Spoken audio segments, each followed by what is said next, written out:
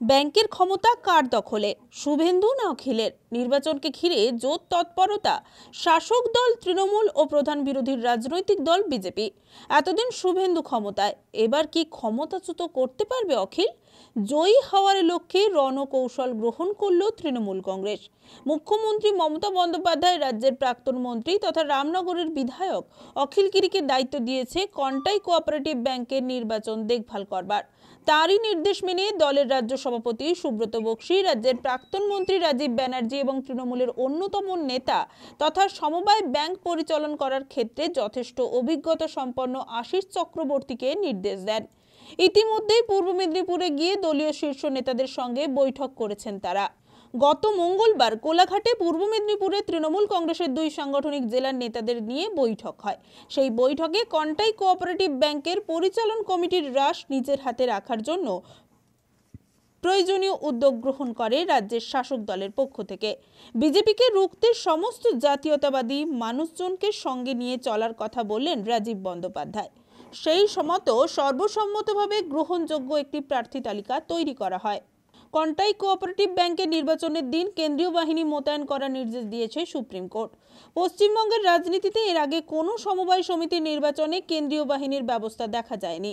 ইতিমধ্যে স্বচ্ছ নির্বাচনের দাবিতে সুর চড়িয়েছেন বিধানসভার বিরোধী দলনেতা শুভেন্দু অধিকারী। সুপ্রিম কোর্ট নির্দেশ দিয়েছে আধা সামরিক বাহিনীর ঘেরাটোপে নির্বাচন করার। যে কেন্দ্রগুলিতে কেন্দ্রীয় বাহিনী রাখার নির্দেশ রয়েছে সেগুলি হলো কন্টাই 1, 2, 3, 4 এবং এগরা 8। সব মিলিয়ে সময় যত অতিবাহিত হচ্ছে নির্বাচনের পারদ ততই বেড়ে চলেছে। আগামীকাল একদিকে নির্বাচনী লড়াই, অন্যদিকে শুভেন্দুর জন্মদিন। যদিও ঘটা করে শুভেন্দুর জন্মদিন পালন হয়নি, জন্মদিনের উপহার হিসেবে বিজেপির নেতৃত্বরা কন্টাই কোঅপারেটিভ ব্যাংক কি শুভেন্দুর হাতে তুলে দিতে পারবে, সেটাই এখন দেখার। কাঁথি কোঅপারেটিভ ব্যাংকে নির্বাচন আছে আগামী 15 ডিসেম্বর। নির্বাচনের দিনক্ষণ ঘোষণা হয়েছে। এটি গুরুত্বপূর্ণ সমবায় প্রতিষ্ঠান। পূর্ব ভারতের ক্ষেত্রে একটি আলাদা গুরুত্ব বহন করে কন্টাই কোঅপারেটিভ ব্যাংক। সেই ব্যাংকে সুষ্ঠু পরিচালনা করার জন্য, সেই ব্যাংকে যাতে স্বচ্ছতা বজায় থাকে এবং সাধারণ মানুষকে পরিষেবা দিতে গেলে একটা দক্ষ প্রশাসক এবং সুষ্ঠু প্রশাসনের প্রয়োজন রয়েছে। তাই রাজ্য নেতৃত্ব এটা মনে করেছেন এবং আমাদের রাজ্যের মাননীয় মুখ্যমন্ত্রী মমতা বন্দ্যোপাধ্যায় সমস্ত বিষয়টার উপর তিনি নজর রেখেছেন এবং এই জেলার রাজনৈতিক পরিস্থিতি সেইগুলোকে সামনে রেখে রাজ্য সভাপতির নির্দেশে, রাজ্য সভাপতির অফিসে এই জেলার সমস্ত যারা আমাদের বিধায়করা আছেন, গুরুত্বপূর্ণ নেতৃত্বরা রয়েছেন, তাদেরকে নিয়ে একটা সম্মিলিতভাবে একটা বৈঠক হয়েছে। সেই বৈঠক থেকে প্রত্যেকের প্রপোজাল নেওয়া হয়েছে, যে যেখানে দায়িত্বে আছেন, যে যেখানে দলের সংগঠন দেখাশোনা করেন, যে যেখানে প্রশাসনিকভাবে দায়িত্বে আছেন, কোথাও এমএলএ আছেন, কোথাও চেয়ারম্যান আছেন, কোথাও ব্লক প্রেসিডেন্টস দলের আছে। তো এদের প্রত্যেকের একটা মতামত নিয়ে একটা পূর্ণাঙ্গ তালিকা তৈরি করার দল চেষ্টা করছেন। কেন এখানে দেখুন, এটা তো কন্টাই কোঅপারেটিভ ব্যাংকের নির্বাচন, এখানে কোনো দলীয় প্রতীক থাকে না। কিন্তু দেখবেন যেখানেও সমবায় নির্বাচন হয় না কেন, যে এটা বকলমে একটা রাজনৈতিক লড়াই এসে যায়। দেখবেন সমবায় যখন নির্বাচনে ভোট ঘোষণা হয় তখন দেখবেন যে তৃণমূল জিতলো, বিজেপি ধরাশায়ী।